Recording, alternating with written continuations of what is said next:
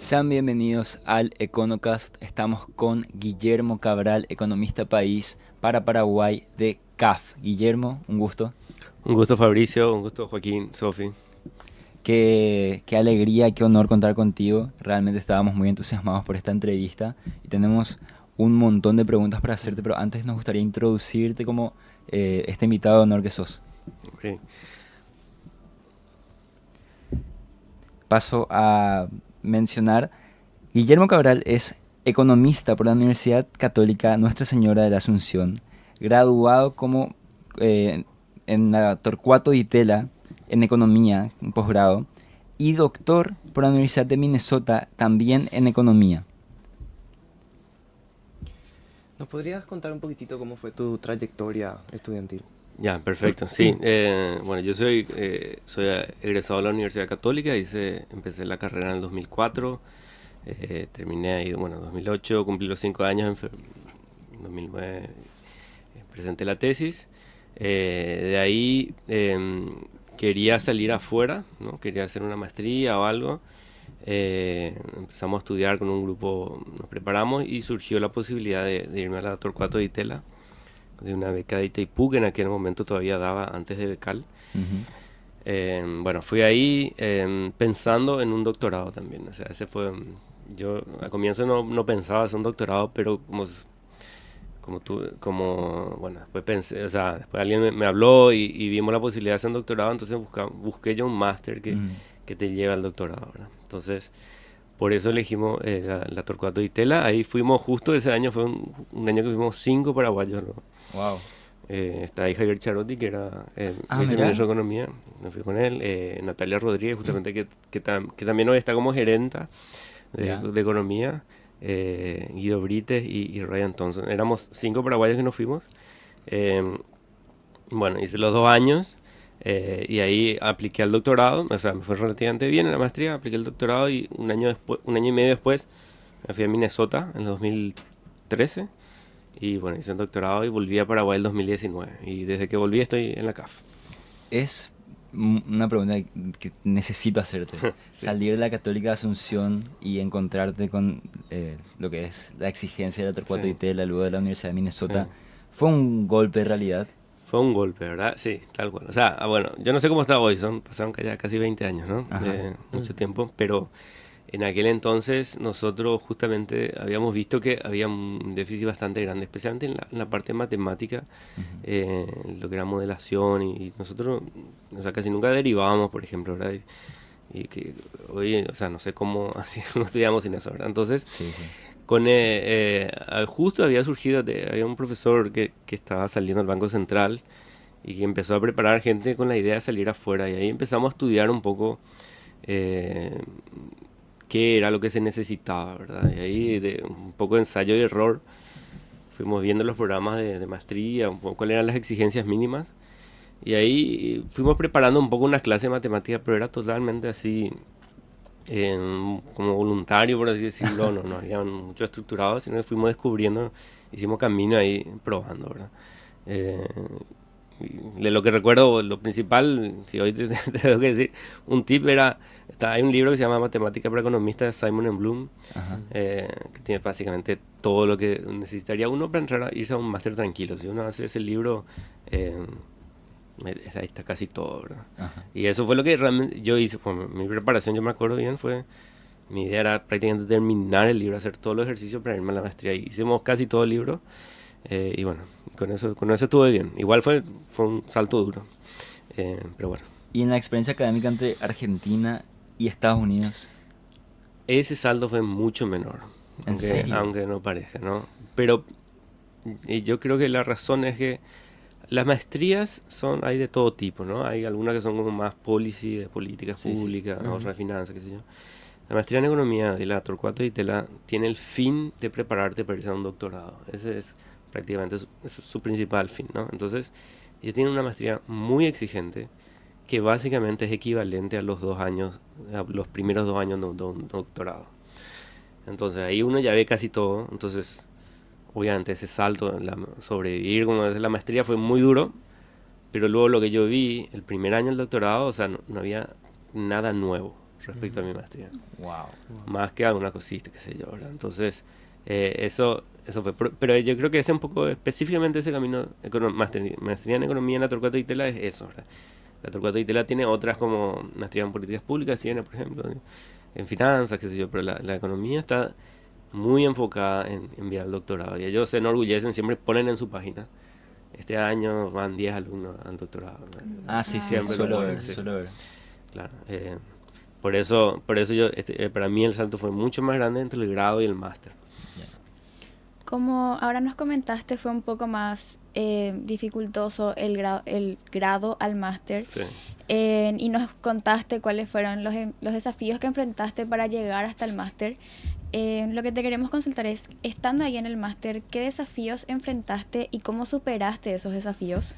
A ver, bueno, yo creo que la clave es prepararse antes, ¿verdad? Y yo recuerdo que a mí, cuando yo estaba terminando la carrera, las recomendaciones que yo escuchaba de algunos profesores, no todos, era como que había que ir, uno tenía que ir y atropellar nomás, ¿verdad? Así como si fuera. Yo no recomiendo eso, definitivamente. O sea, hay que tomarse en serio. Porque, o sea, yo te digo, hay temas incluso personales. O sea, yo me fui casado, por ejemplo, ya, ¿verdad? Recién casado. Y hay gente que pasa muy mal y eso le afecta también a su vida personal, ¿verdad? Puede ser muy dura la experiencia de encontrarse en una situación que te supera, ¿verdad?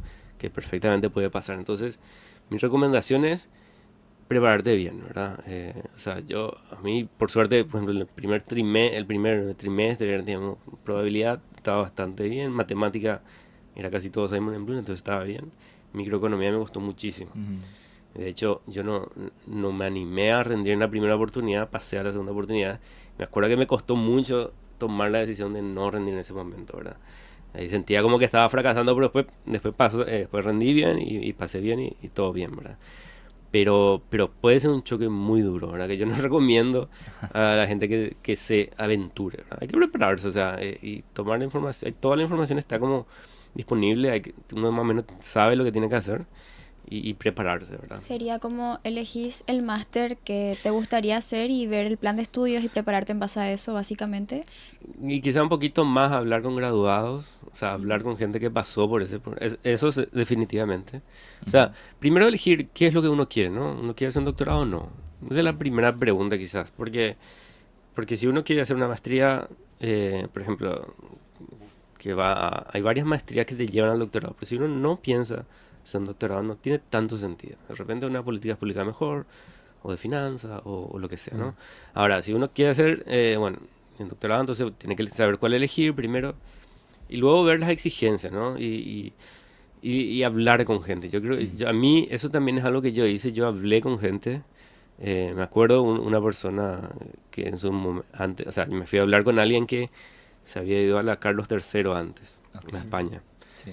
Y él me había dicho esto y yo le estoy diciendo que él se fue, tipo, atropelló sin preparación y sufrió muchísimo. Le costó, ¿verdad? Que creo que ya no me acuerdo bien porque fue hace mucho, pero creo que había incluso perdido la beca y tuve que conseguir otra vez. Consiguió otra por suerte, ¿verdad? Pero son cosas que pueden pasar, ¿verdad? Entonces, hay que tomarse, o sea, yo siempre trato de estimular a la gente que salga, Ajá. porque salga bien preparado. Claro. Porque también lo que uno puede ganar es muchísimo. O sea, a mí me dieron la beca para la maestría.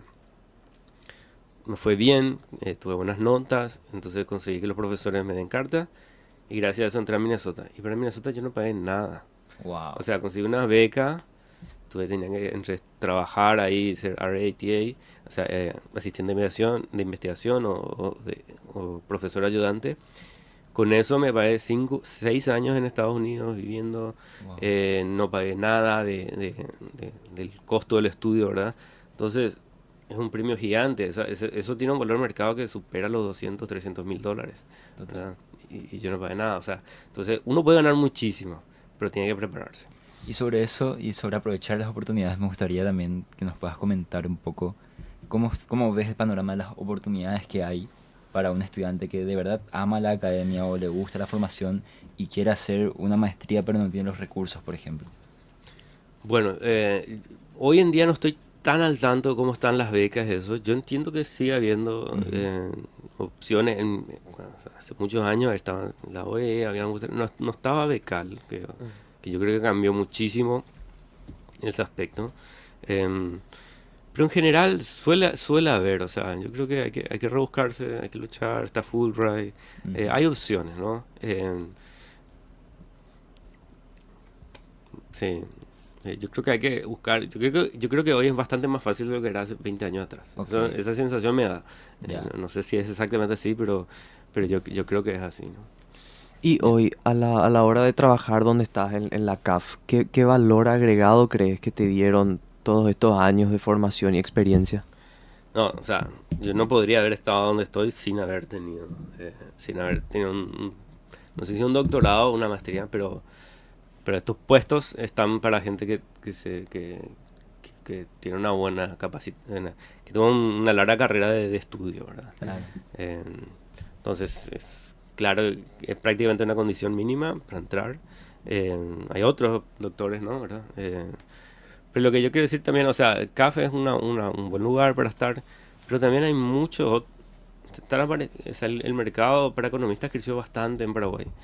Y a mí, de hecho, muchas veces se me acerca otro, me dicen, estamos buscando, no sé, ¿te gustaría salir? La verdad que yo estoy muy cómodo ahí donde estoy. Ujú. Eh, eh, pero yo veo que hay opciones, o sea, no es que... Claro. o sea, hay varias opciones por ahí, el mercado está creciendo, y aunque, no sé, se necesita mucha gente, o sea, a veces cuando uno se da cuenta cuando está ahí, estoy en CAF, tengo interacción con muchas otras cosas, ¿verdad? Porque nosotros hacemos infraestructura, hacemos muchas cosas, Sí. y como que falta gente capacitada en muchísimos lugares, ¿verdad? Entonces, Wow. capacitarse yo creo que nunca está de más. Eh, y yo creo que la demanda hoy está superando a la oferta. Wow. Especialmente a gente muy, muy capacitada. Es ahí donde muchas empresas, instituciones no están consiguiendo cubrir puestos, ¿verdad? Ujú. Se habla mucho, se critica también el tema de estar sobreescolarizado o sobrecapacitado.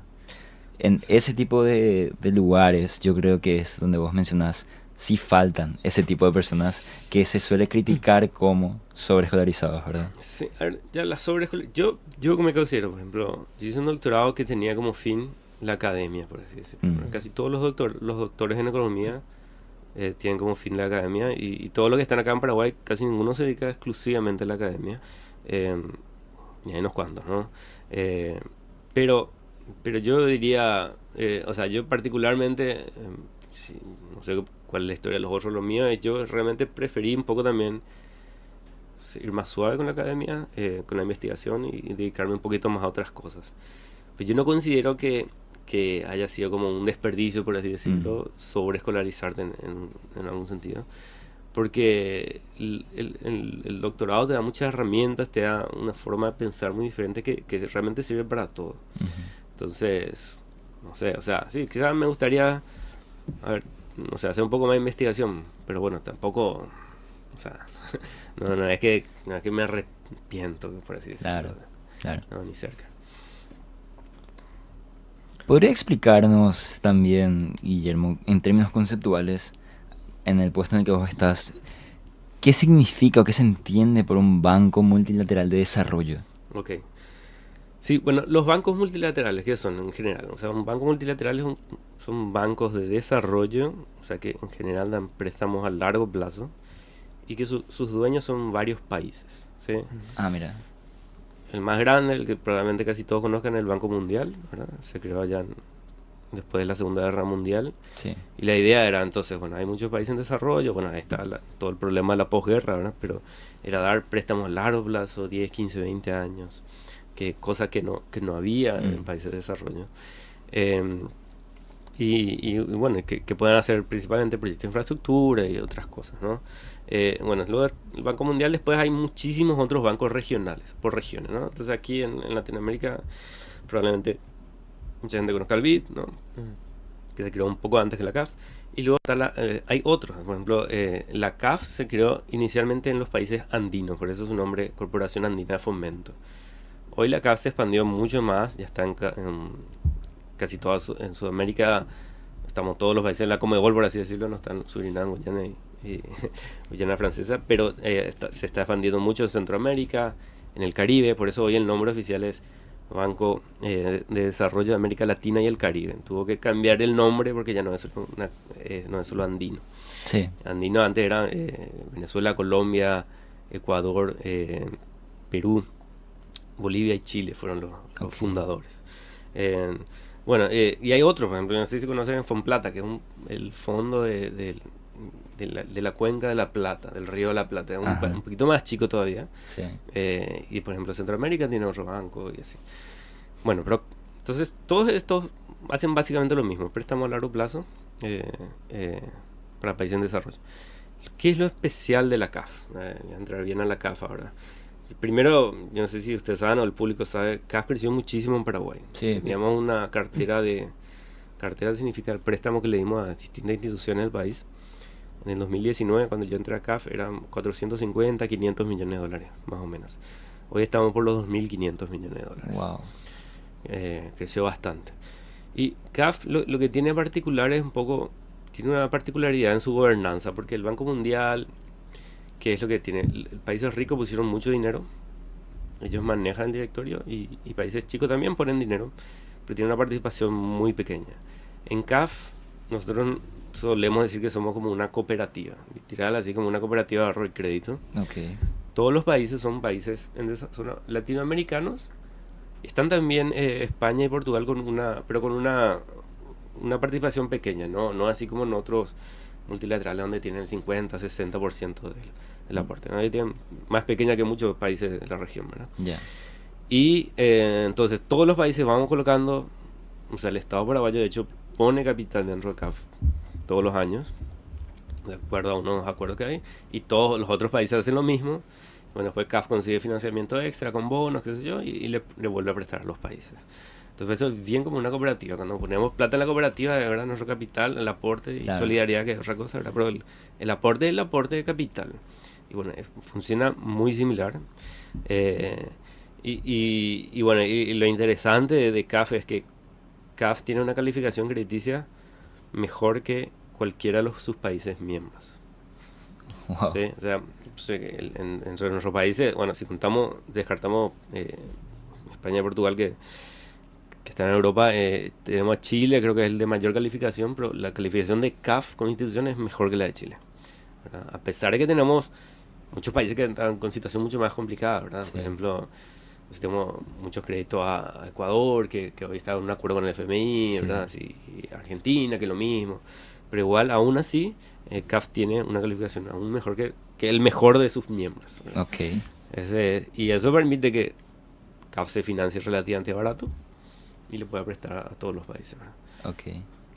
Y para que también se pueda profundizar en este sentido, el Banco de Desarrollo distinto del Banco Comercial, Sí. y el Banco Multilateral, obviamente existe una visión en pos del desarrollo. Está en el nombre, se habla muchísimo del tema, se habla de vehículos e instrumentos sostenibles, sustentables. ¿Cómo podemos sintetizar la visión que hay a la hora de hacer todos las colocaciones de crédito y demás? Porque no solamente buscan, obviamente, que existe eso, que es renta, sino algo más allá que eso. Claro. A ver, nosotros primero no hacemos o sea, no es que regala plata a la CAF. La CAF Claro. cobra intereses, Claro. por supuesto, tiene que sobrevivir. Hay un spread positivo, o sea, cobramos una tasa un poquito más alta de lo que nos fondeamos. Con eso y financiamos proyectos que sí, nosotros, desde nuestro punto de vista, tienen una visión de desarrollo, ¿verdad? No financiamos cualquier cosa, por así decirlo. Pero, o sea, una gran gama de proyectos, especialmente lo que sea infraestructura. En Paraguay hacemos proyectos viales, mucho también de financiamiento a la red eléctrica. Ujú. Somos el principal financista de la ANDE. Y ahora estamos entrando en proyectos de saneamiento, ¿verdad? De desagüe local. Entonces nuestra visión es un poco mejorar la calidad de vida. O sea, tenemos muchísimas definiciones, ¿verdad? Hablamos mucho de sostenibilidad, de resiliencia, de temas verdes, o sea, la idea es mejorar la calidad de vida de la gente, ¿verdad? Ujú. Y también quiero decir, o sea, lo hacemos, no es que nosotros viene CAF a decir, quiero hacer esto, voy a hacer eso, no. Con el gobierno todo el rato, o sea, no hay nada que nosotros podamos hacer sin el gobierno. De hecho, todos nuestros préstamos tienen que pasar por el Congreso.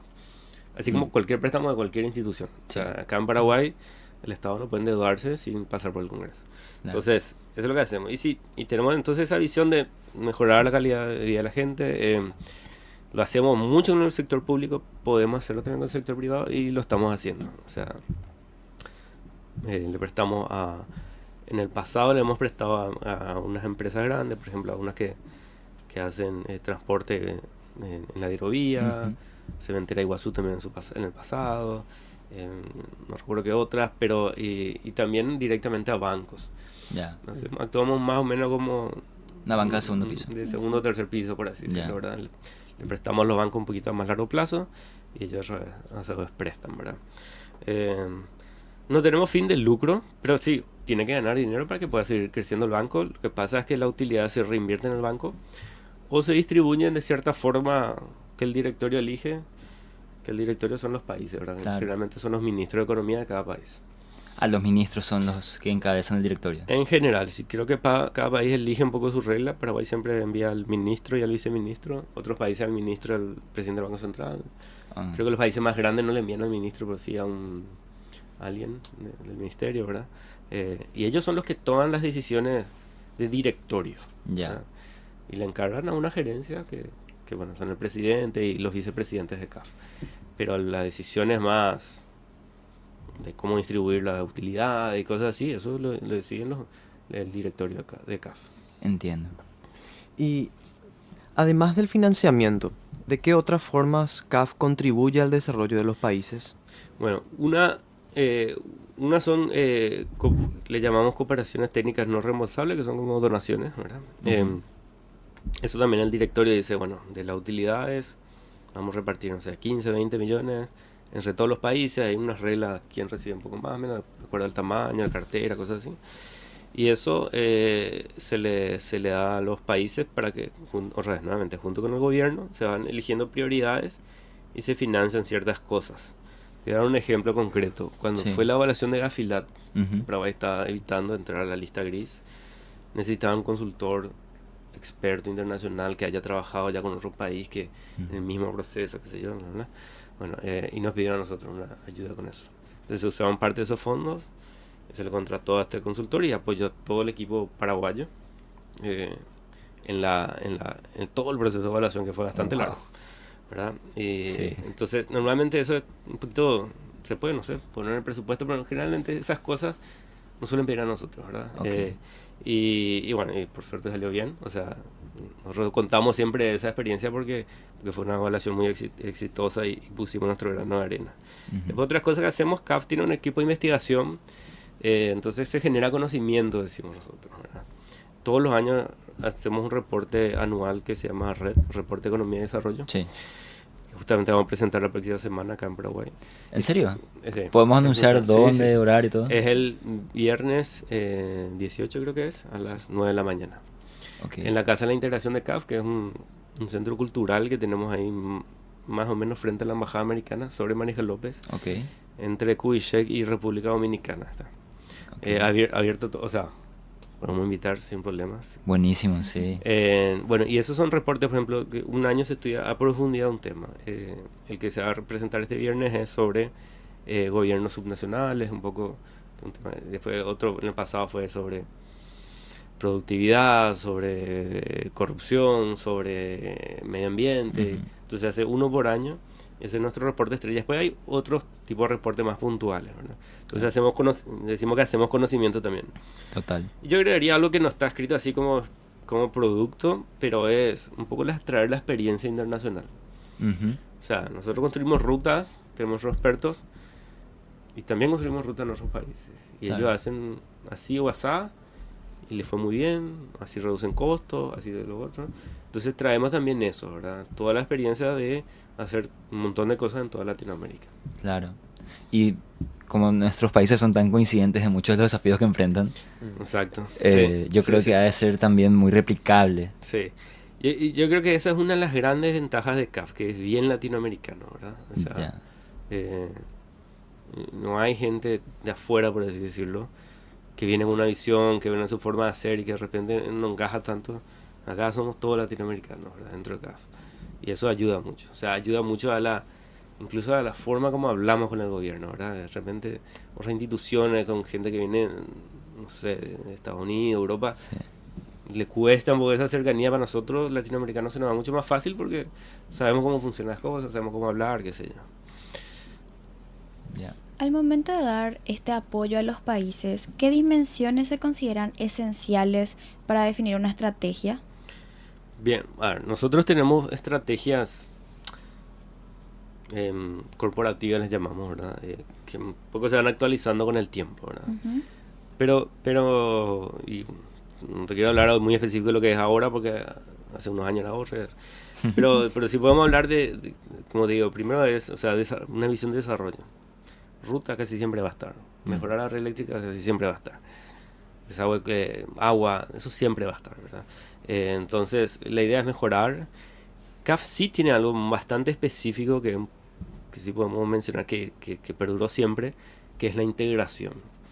CAF nació, de hecho, como un banco de desarrollo de integración, integrar a los países. Eso es algo que nosotros justamente tuvimos un red de integración, de hecho, hace unos años. Ok. Y uno de los resultados, bueno, que ya sabíamos, pero viene a confirmarse, es que América Latina está muy poco integrada. Sí, O sea, totalmente. nosotros comerciamos muy poco entre nosotros. Comerciamos más con otros, ¿verdad? Y Sí. eso no pasa en la Unión Europea, no pasa en otros bloques, ¿verdad? ¿Por qué América Latina no se integra? Bueno, y que sé, hay muchas cosas, ¿verdad? Entonces ahí nosotros hacemos muchas obras de infraestructura de integración, ¿verdad? Podemos hablar de eso, ¿verdad? Pero eso sí está un poco en el foco siempre. Entonces, bienestar general de la población aumentar, integración, yo te diría, un punto específico. Mm. Hoy estamos mucho con todo lo que sea temas verdes, por ejemplo, de sostenibilidad, ¿verdad? El banco tiene una meta concreta de que para el 2026, el año que viene, el 40% de las aprobaciones puedan tener esta categoría de verde que se definen de acuerdo a una taxonomía, ¿no? Sí, sí, sí. O sea, es una meta que de hecho creo que ya se cumplió y se va a tratar de ampliar el año que viene.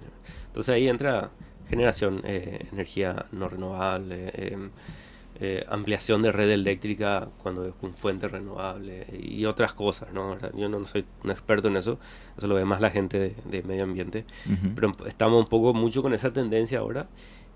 Y otra tendencia fuerte es la idea, que acá en Paraguay es un poquito más difícil, es trabajar con gobiernos subnacionales. Por eso se hizo ese red también. Ya.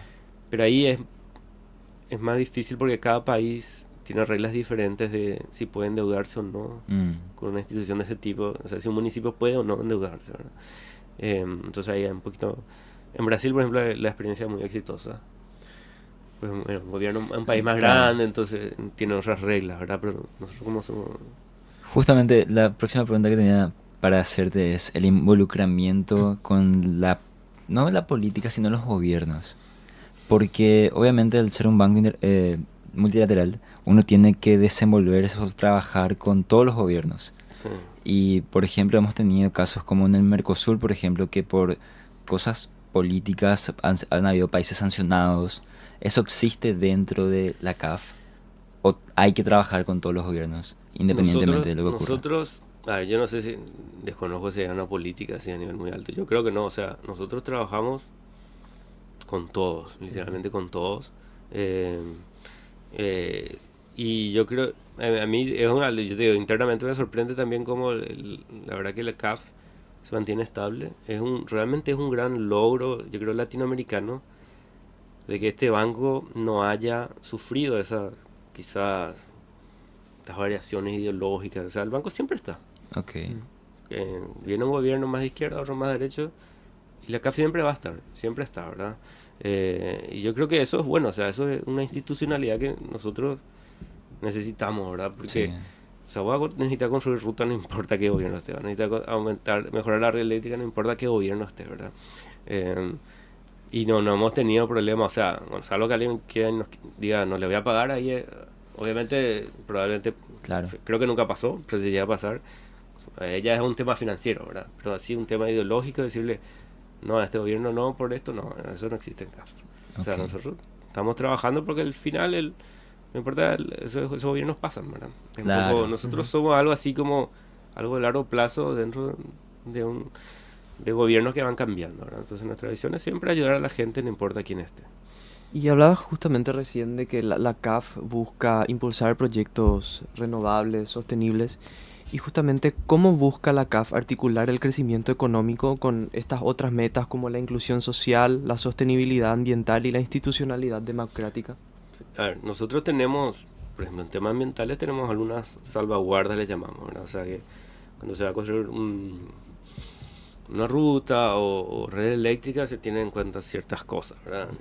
Te cuento uno, por ejemplo, así que me llamó la atención y que yo no sabía tampoco. Cuando se construyen ciertas redes eléctricas, hay zonas donde son como el flujo migratorio de pájaros y muchos suelen morir por la red, ¿verdad? Wow. Entonces hay algo que se puede poner, se pone en la red que gira con el viento y se genera un sonido que los humanos no escuchamos, pero sí espanta a los pájaros. Ok. Eso existía, yo no sabía. Wow. Me lo explicó ahí uno de los técnicos, ¿verdad?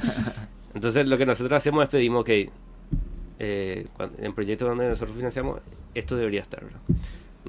Entonces hay ciertas cosas mínimas, ¿verdad? En las rutas, bueno, se tiene que cumplir el reglamento, como hay una regla de tránsito, como el manual de carreteras, creo que se llama. Ajá. Entonces chequeamos que se cumpla, ¿no? O sea, Ya. porque si no puede ser peligroso, o sea, no sé, es social, o sea, puede ser peligroso, puede morir a gente, si no va a haber más accidentes, entonces tratamos que sea mejor. Entonces tenemos estas salvaguardas, le llamamos, sociales y ambientales, que cumplan requisitos mínimos, ¿verdad? Pero también siempre adaptados a la ley paraguaya, eso es importante. O sea, nosotros, por ejemplo, esta es una diferencia también de CAF con nuestro proceso de compras públicas se adaptan a Paraguay. Ok. ¿Sí? Hay otros organismos que piden, tienen sus propias reglas, ¿verdad? En nuestro caso, nosotros tenemos ahí la DNSP, la Dirección Nacional de Compras Públicas, nos adaptamos a su proceso. Y desde el punto de vista de la inclusión social, ¿cómo la CAF ayuda en estos proyectos al país? Nosotros tenemos gente que trabaja directamente en inclusión financiera, por ejemplo, y otro tipo. Nosotros, en Paraguay entiendo, o sea, hicimos de inclusión financiera, lo que hicimos fueron estudios de planes, justamente con cooperación técnica. Ya. El Plan Nacional de Inclusión Financiera, no sé si el anterior o el actual, creo que, o los dos, se financiaron por CAF, ¿verdad? Wow. Alguna acción así más concreta en el país no tenemos, pero sí, por ejemplo, damos crédito a los bancos y que le pedimos que sean para pymes, por ejemplo. Mm. Entonces, estamos un poquito más indirectos, ¿verdad? Pero hay que entender también que esa es nuestra naturaleza. Somos un banco, estamos un poquito más para proyectos grandes. Nos cuesta más llegar A al lo directo, micro. al chiquitito, ¿verdad? Pero lo que hacemos, por ejemplo, te digo, si vamos a hacer no damos muchos créditos a empresas privadas si son pequeños. Porque nuestro proceso, así como tenemos estas salvaguardas, tenemos que hacer una debida diligencia bastante extensa que puede ser muy caro y ya quizás no vale la pena el crédito porque por todas las cosas hay que revisar. Sí. Entonces vamos con los grandes en general. Y para darle préstamos, para llegar a los más chicos, tenemos clientes bancos paraguayos. Claro. Y eso es como llegamos. O sea, estamos con la AFD, con el BNF y con varios otros bancos privados. Justamente leímos en el primer bloque del programa la noticia de que la CAF justamente aumentó el financiamiento a la AFD con orientación a pymes. Exactamente, sí. Nosotros, bueno, como te decía, teníamos clientes del sector privado ya hace mucho tiempo. Banco en Sudamérica, Banco Continental, Ujú. que ya hemos desembolsado. Tuvimos una línea abierta con el BNF y también teníamos una línea abierta con la AFD. Este año, no sé si fue este año, o quizás el año pasado, ya se les desembolsó los primeros 50 millones de dólares. Y tienen así como decís, tienen cierto objetivo. O sea, ellos deben usar ese dinero para financiar pymes o Ujú. creo que también entran unos proyectos verdes o alguna otra cosa. No recuerdo los detalles. Y bueno, como fue tan exitoso, o sea, tenía una línea de 50 millones. Se les desembolsó todo, entonces ahora se duplicó y se llegó a 100. Wow. Porque CAF, en cuanto a lo que es sector privado y bancos en específico, tratamos justamente de apoyar a los bancos de desarrollo de cada país. Entonces, y el apoyo a la AFD en su momento también se le dio algunas cooperaciones técnicas Ujú. para reforzar algunas cosas Ya. sobre su gobierno corporativo, se le hace una evaluación o nos piden hacer para alguna unidad de negocio, de repente le damos porque nosotros, los bancos de desarrollo de cada país, queremos que sean como una prioridad. Ya. O sea, los públicos serían. Los públicos, sí. Ya. Sí, sí, sí. Entiendo. Como economista país para Paraguay, ¿cuáles son ciertas ventajas comparativas que encontrás en Paraguay que todavía no están plenamente desarrolladas o bien utilizadas, por ejemplo? Sí, a ver, yo diría, uno es, y un poco paradójico, pero yo creo que energía no estamos explotando todo lo que podríamos. ¿Sí? Wow. Nosotros, y quizás quizás se da por el hecho de que tenemos abundante energía, ¿verdad? Por el momento. Por el momento, exactamente. Ese es el tema, ¿verdad? Pero, por ejemplo, o sea, uno viaja a Brasil y ve paneles solares en casi todos lados, ¿verdad? Uruguay también un montón, Chile es el de mayor la región. Y nosotros tenemos casi el mismo potencial, pero hay una cuestión ahí de leyes, de esto, lo otro, que no permiten. Se había aprobado justamente una ley de energía renovable, pero creo que tenía por lo menos tenía una falla aparentemente, por eso el gobierno justamente anunció esta semana que va a hacer una nueva ley. Bueno, entonces yo creo que eso no se explota, ¿verdad? O sea, la energía solar no se está explotando. Y, por ejemplo, también, yo no sé si saben, pero las grandes industrias muchas veces tienen desechos que se queman y en otros países lo que se hace es se genera energía con eso, o sea, a través de calderas. Sí. Eso tampoco se está aprovechando en Paraguay. Yo entiendo que tenemos energía potencial eólico también en el Chaco específicamente, y tampoco, y todo es por una cuestión de cuál es la normativa para conectarse y vender, a qué precio te compran. Eso hoy no está todavía. Para eso era un poco la ley, y entiendo que la nueva ley va a ser sobre eso. Entonces, yo creo que eso hay que hacer ya que funcione, ¿verdad? Porque todos vemos los reportes que hablan 2030, 2032, que ya Paraguay consumiría todo. Entonces, eso es uno. El forestal es algo que está explotando, la verdad, y yo creo que va a ser el gran futuro económico de Paraguay. O sea, lo que estamos viendo, muchísimas plantaciones, y el potencial que tiene Paraguay es muy grande, ¿sí? Y es muy bueno porque se usan mucho en tierras degradadas, por así decirlo. Entonces, tiene mucho potencial, se puede fusionar con la ganadería. Ujú. Entonces yo le veo mucho potencial, ¿verdad? Después hay cosas yo creo que tenemos que hacer mejor, quizá un poco ahora, y aprovecho que está un poco en debate el tema del sistema de pensiones. Sí. Nosotros tenemos mucho por mejorar ahí, crear un poco un sistema que funcione. Me acuerdo que una ministra de Trabajo había dicho que solamente el 10% de lo que aportan a IPS se jubilan, ¿verdad? Y eso no funciona, ¿verdad? Entonces, y después están los clásicos problemas de sostenibilidad, ¿verdad? Claro. Que no se aporta lo suficiente. Entonces, yo creo que los ahorros previsionales suelen ser una fuente enorme de financiamiento y crecimiento de los países. Y a nosotros esa parte yo creo que no tenemos todavía bien resuelta. Creo que si logramos, pero obviamente no es fácil, Ujú. pero si el país logra mejorar eso, yo creo que va a ser puede ser un gran cambio. El proceso de asistencia técnica, por ejemplo, para este tipo de cosas que mencionas Sí. desde la CAF, ¿puede ser propositivo o tiene que ser respondiendo a una consulta del gobierno, por ejemplo? A ver, nosotros tenemos conversaciones, por así decirlo, siempre con el gobierno, porque son nuestra contraparte. Entonces, nosotros, a ver, no sé, podemos decirle, por así decirlo, pero no es que ellos desconozcan, o sea, ellos saben mejor que nosotros todo lo que necesita el gobierno, la verdad. Entonces, nosotros tenemos conversaciones siempre y surgen necesidades, ¿verdad? Entonces, el gobierno va priorizando, ¿verdad? Entre nosotros. Pero mira, nosotros hablamos, o sea, Ya. todos sabemos. Claro, no es algo que la No, población sé. misma No, desconozca. y de hecho, por eso justo que está ahora entrando debate en el Congreso, hubo unos anuncios, ¿verdad? O sea, Sí. Hay un paquete de 7 leyes que van a entrar ahora al Congreso sí, para también. su debate y posible aprobación para reformar en un gran sentido la economía del país. Entonces hay que estar también pendientes de eso, ya que me lo mencionas. Sí, sí, sí, tal cual. Y uno de esos es la ley de energía renovable, Ujú, justamente. sí, Que eso, yo creo que hay mucha gente esperando eso. O sea, lo que nosotros vemos así, ya yendo un poco a la parte de negocio, acá, hablamos con mucha gente, hay muchos proyectos que están esperando una ley que regule, que marque las pautas y quizás ahí haya buenas noticias, ¿verdad? Muchos claro, proyectos de inversión aparentemente están en esa área. totalmente. Y es que se necesitaba una renovación, una Sí, modernización. sí. Y claro, y hay zonas, por ejemplo, el Chaco es muy lejos ya a la hidroeléctrica, entonces se Mm, pierde mucho sí, y tener tener más distribuido es mejor, tiene sus cosas, ¿verdad? Eh, exportar de repente a Argentina se puede, sí, se podría, ¿verdad? Eso es un tema, nosotros justamente como CAF tratamos de llevar ese mensaje, la integración energética es muy difícil, lastimosamente. Es lo mejor que podemos hacer si queremos reducir emisiones, pero claro, cada país quiere ser autosuficiente en energía, ¿verdad? claro, Una cuestión estratégica.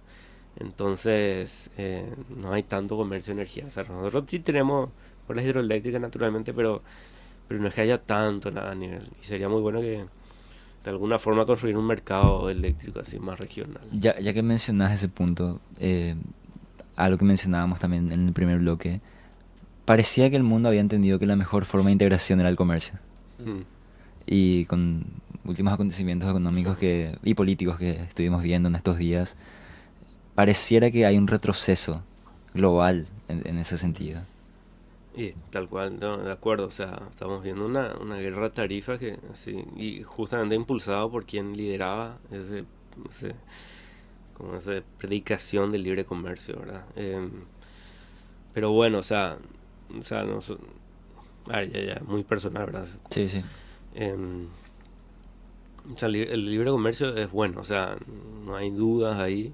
em, toca enfrentar esta situación, hay que ver si es pasajera o no, ¿verdad? O sea, eh, todavía no se ven las consecuencias en propio Estados Unidos, ¿verdad? Quizás ellos también vean precios más altos, cosas así, cambien y eso puede cambiar, ¿verdad? claro. Entonces, vamos a ver qué pasa. Pero bueno, es una tendencia que nos toca. em, el comercio siempre no es tan fácil, ¿verdad? Ujú. La Unión Europea también tiene su reglamentación ahora, que entra justamente a partir del año que viene, esta reglamentación que prohíbe comprar productos de área deforestada fue el 2020, ¿verdad? Que también a nosotros nos va a exigir algunas cositas. Sí, Ya nos ha Entonces, exigido ya bastante. no está exigiendo. Entonces, hay gente que dice son solamente barreras para el arancelaria, ¿verdad? Bueno, son limitaciones al comercio. Y ahí lo que Paraguay debe hacer, yo creo que está haciendo un poco, o sea, está haciendo, ¿verdad? Hay que diversificar, o sea, claro. no toca otra. Y un poco también lo que decimos de CAF, comerciar más entre nosotros. Mm, Por eso la integración, ¿verdad? O sea, Paraguay está haciendo algunas cosas. Por ejemplo, el segundo puente ahí en Ciudad del Este. Nosotros también estamos construyendo una ruta que une entre Ciudad del Este y el norte de Salto Guairá, Tambaracayú. Hay una ruta que se llama a Puerto Indio, un ajá, puerto que está sobre el lago Itaipú. ok, Nosotros estamos faltando eso, o sea, se está ya, faltando esa ruta. O ya, sea, el MPC está faltando con nuestro financiamiento. Y ahí eso hay una balsa que lleva a Brasil, ¿verdad? También. ujú, Es una frontera, justamente, la única creo que tiene Brasil y Paraguay, que es de cabecera única, se llama. O sea, uno hace todos los trámites de los dos países en un lugar. Entonces, todo eso es integración, ¿verdad? Nosotros sí, tenemos un proyecto también, financiamos los estudios técnicos, que es un proyecto bastante caro, de más de $1 millón, ujú. del puente en Pilar y el Argentina. Ah, mira, Eso es algo que nosotros ponemos de plata y se le regala a los dos países en este caso. Bueno, y ahí depende un poco la decisión de los dos países de armar, de poner el puente, ¿verdad? Financiarlo, que implica un puente bastante complicado porque implica muchas sí, instituciones, ¿verdad? sí, Migraciones, tienen que instalar ahí, entonces, bueno, eso está en manos de los países, ¿verdad? Pero nosotros estamos en esa temática de integrar, ¿verdad? Justamente. claro, Y para facilitar el comercio, si está difícil comerciar con el resto del mundo, entre nosotros al menos, ¿verdad? claro, totalmente. Y hablamos un poquitito de lo que son las ventajas que tiene Paraguay que no se están aprovechando. Y desde tu perspectiva, como economista país, ¿cuáles son los principales desafíos estructurales que se enfrenta el Paraguay? Bien, a ver, yo creo que, bueno, las calificadoras siempre hablan de temas institucionales, ahí es un poquito más difícil hablar, es cierto, ¿verdad? Hay cosas que tenemos indicadores, ¿verdad? Que nos dan algunas pistas. Bueno, no haya mucho que pueda decir, ¿verdad? Yo creo que infraestructura sigue siendo, va a seguir siendo por lo menos 10, 20 años, aunque hagamos bien y rápido, va a seguir siendo un desafío, ¿verdad? Hay mucho por hacer todavía. Wow. Nosotros estamos entrando, como te comenté, en agua y saneamiento. Tenemos y el gobierno está empezando a invertir más en eso. Y justamente saneamiento, por ejemplo, es uno de los temas donde tenemos mayor diferencia con el resto de América Latina.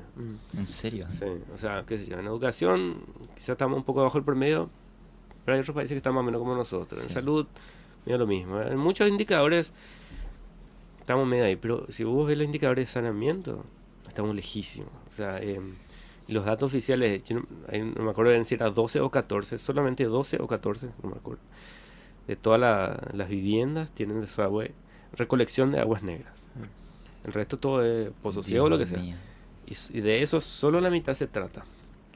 O sea, esa es la situación hoy de Paraguay, ¿verdad? O sea, ni en Asunción tenemos cubierto. Ni en Asunción. No. Ni en Wow. Asunción está 100% cubierto el desagüe local. Nosotros vamos a financiar ahora Mariano Jorge Alonso, creo que hay otro organismo va a ser Luque, así. Hay varios proyectos, ¿verdad? Eso sí. Entonces yo creo que ese, por ejemplo, es un desafío enorme. Yo te mencioné el tema de pensiones, ¿verdad? Y que está muy ligado también a la informalidad. Este es un tema muy complejo, muy difícil, pero que en algún momento vamos a tener que, o sea, hay que tratar de solucionarlo, ¿verdad? ¿Es solucionable? Yo creo que sí, pero me va a requerir mucho. O sea, no sé si, no sé el problema. O sea, hay cosas que se pueden hacer, ¿no? O sea, como hicieron otros países, por ejemplo, algunas cosas. Dicen, vamos a hacer un nuevo sistema de pensiones, por ejemplo. Pero Ujú. a los que ya están, les mantengo las reglas viejas. Ok.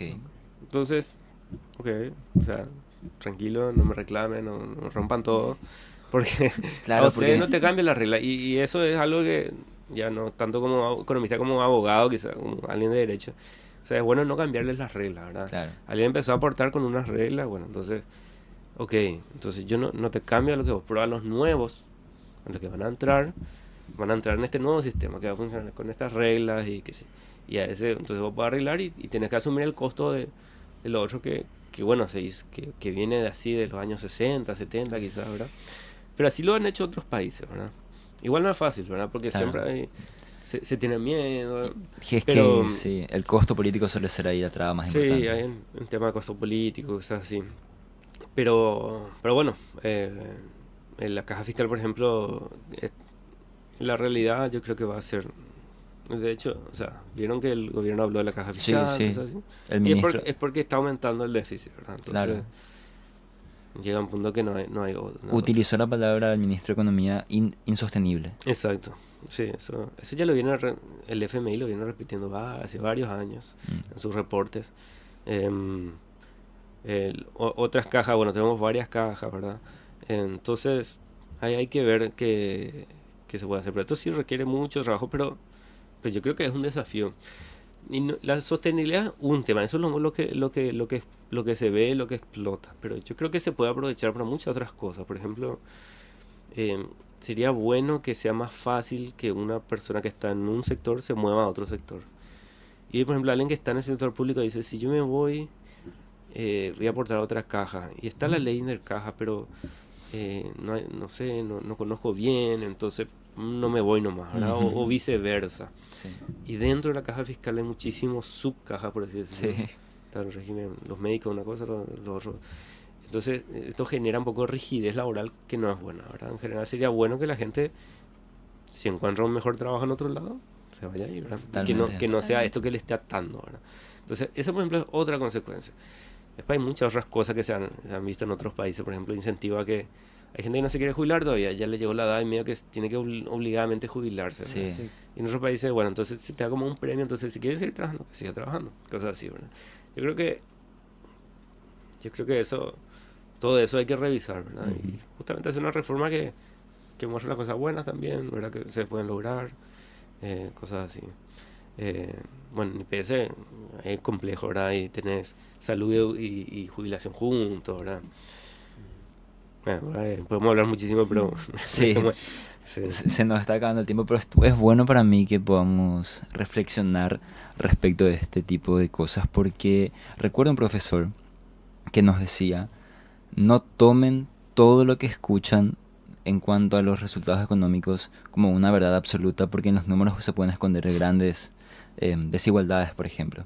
Y siempre escuchamos sobre la buena macroeconomía del Paraguay, y él nos decía, ¿alguna vez se pusieron a analizar que el mercado laboral es parte de la macroeconomía del Paraguay? ¿Y Sí. cómo está el mercado laboral? Ujú. Entonces, dentro de ese apartado, dentro de lo macro, de enfocarnos en eso, hay todo por hacer Claro, prácticamente. sí. Claro, uno ve la informalidad, ¿no? O sea, la gente no tiene seguro, no tiene seguro médico, o no va a tener jubilación, y la informalidad es la más alta de América Latina, ¿verdad? Sí. Entonces, sí, totalmente de acuerdo. Hay que trabajarlo, ¿verdad? O sea, yo no sé si fueron a este evento que hubo en el workshop de IEF, era por sus siglas en inglés, donde estuvo el ministro Sturzenegger de Argentina. Sí, sí, sí, sí. Fue un lindo evento y ahí justamente hubo un debate bastante interesante donde Sturzenegger habló todo lo que estaban haciendo y era wow, qué rápido. Ajá. Y del lado paraguayo también presentó, y la historia paraguaya era diferente, de mejoras continuas y lentas por 30 años, ¿no? Sí. Y entonces un profesor, uno de los investigadores le decía, no, pero la verdad que me gusta lo que hace Paraguay, pero hay veces que necesita hacer rápido, ¿verdad? Sí. Le decía, y lo mismo decía Sturzenegger, o sea, nosotros no podíamos ir lento porque necesitamos ir rápido, ¿verdad? Sí. Eh, Creo que fue Andy Neumayer el que dijo eso, ¿verdad? Creo que no, fue Chari, fue justamente un profesor mío de Minnesota. Sí, el que De estaba origen solo. indio, pero él, qué excelente profesor, ¿verdad? Sí, Y él sí. decía, me encantó tu analogía, porque me hizo una analogía en la bicicleta, Sí, ¿verdad? sí, sí, Me girar a la encantó derecha y a la izquierda. sí, me encantó tu analogía, pero hay veces que se necesita hacer rápido, ¿verdad? Sí. Eh, yo me quedé pensando, ay, yo creo que para está muy bien hacer lento y bien, ¿verdad? Pero hay ciertas cosas que aparentemente necesitan un cambio un poquito más diferente. Y, Sí. por ejemplo, la informalidad. Llevamos mucho tiempo ya hablando de informalidad, ¿verdad? Las cajas. No es que quiera proponer algo ni decir, pero yo creo que necesita algún cambio, ¿verdad? Un poquito más, Radical. no sé si llamarlo radical, ¿verdad? Pero, o sea, requiere un consenso bastante grande, difícil, Sí. y hacer algo que funcione. O sea, aparentemente no está funcionando, ¿verdad? Claro. Si, Ser si no realistas. funciona por 50 años, probablemente no funciona ya, ¿verdad? Claro, hay que ser Entonces, realistas y proponer soluciones. claro, Sí. sí. O sea, yo creo que vamos a ver, ¿verdad? O sea, pasa que es difícil también, los gobiernos tienen su emergencia, ¿verdad? Claro. Entonces, hay muchas cosas, ¿verdad? Cuando el gobierno asumió, el déficit era un poco alto, Mm. tenía deuda que pagar, y siempre, o sea, Sí. el gobierno anterior le tuvo pandemia. Hay miles de cosas, ¿verdad? Yo creo que está bien esto de cambiar, ¿verdad? Pero realmente es todo un desafío de dedicarse a lo urgente y también a lo importante. Es difícil, ¿verdad? Y diferenciar políticas de Estado y de gobierno, ¿verdad? No, yo creo que, bueno, en ese aspecto yo creo que hacemos política de Estado, hay unas cuantas, ¿verdad? Todo lo que es Banco Central, pero encarar algunas cosas más como, no sé cómo llamarlo, no sé si es políticamente difícil o qué, pero bueno. Los Yo temas creo que, sensibles. o sea, hablar de jubilaciones es problema en todo el mundo, es difícil, Sí. no es solo realmente acá, ¿verdad? Yo creo que uno de los problemas es que, no sé, vamos a hablar de reforma de pensiones, hablamos con los jubilados, los que están dentro del sistema y los que están fuera, que es la gran mayoría, ni se les convoca, ¿verdad? Sí, sí. O sea, Recuerdo no son actores, no son porque no son, pero deberían ser. recuerdo incidentes muy fuertes en Francia hace poco Sí, tal por el cual. tema. Sí, claro. Sí, pero bueno, eso es así, como si logramos, imagínate, o sea, de una sociedad donde muy pocos aportan y de repente, ¿qué pasa si muchos aportan? Va a haber un ahorro gigante, ¿verdad? Que se va a transformar, gente que va a estar más segura, que va a poder tomar decisiones un poquito más sin tanto apuro, por así decirlo, porque va a estar amparado por estos beneficios de seguridad social. O sea, tiene un potencial enorme, ¿verdad? Ujú. Y para concluir, una última pregunta. Nos gustaría que le puedas dejar un mensaje a los estudiantes de economía que también aspiran a contribuir desde el ámbito técnico, institucional o en cualquier ámbito al desarrollo del país. Bien, yo creo que el mensaje es que hay muchísimo por hacer, se necesita muchísima gente capacitada, o sea, falta, o sea, aunque quizá muchos no crean, hay una historia que yo me capacité y no encuentro trabajo, bueno, pasa un poco eso también, pero a nivel alto se necesita, o sea, necesitamos un buen economista, necesitamos algo así, o sea, esto aplica a todos los ámbitos, ¿no? Un buen abogado, que sea muy bueno, hay demanda, entonces yo creo que vale la pena. Estamos en Paraguay en una época linda, donde la economía crece, donde aparecen cada vez nuevas oportunidades, no sabemos qué va a haber en 10 años, 20 años, o sea, es muy diferente a lo que es hoy. Yo cuando terminé el 2008 son casi, 17 años, era muy diferente la economía, ¿verdad? Y yo creo que esto va a seguir creciendo y que va a haber muchísimas oportunidades, así que aprovechen al máximo, dedíquenle lo máximo que puedan. Excelente. Excelente, muchísimas Muchas gracias, gracias. Guillermo, por De tu nada. perspectiva. No, gracias por invitarme. Vamos a seguramente estar invitando a muchas más cosas que hacemos con el Club de Economía, Ok, porque personas como vos creo que son las que hay que escuchar. ok. Sí, yo un gusto, siempre me voy a estar apoyando. Muchas gracias. Muchas gracias. Muchísimas gracias. Así que nos estamos viendo en el próximo programa. Muchísimas gracias por acompañarnos y estén bien.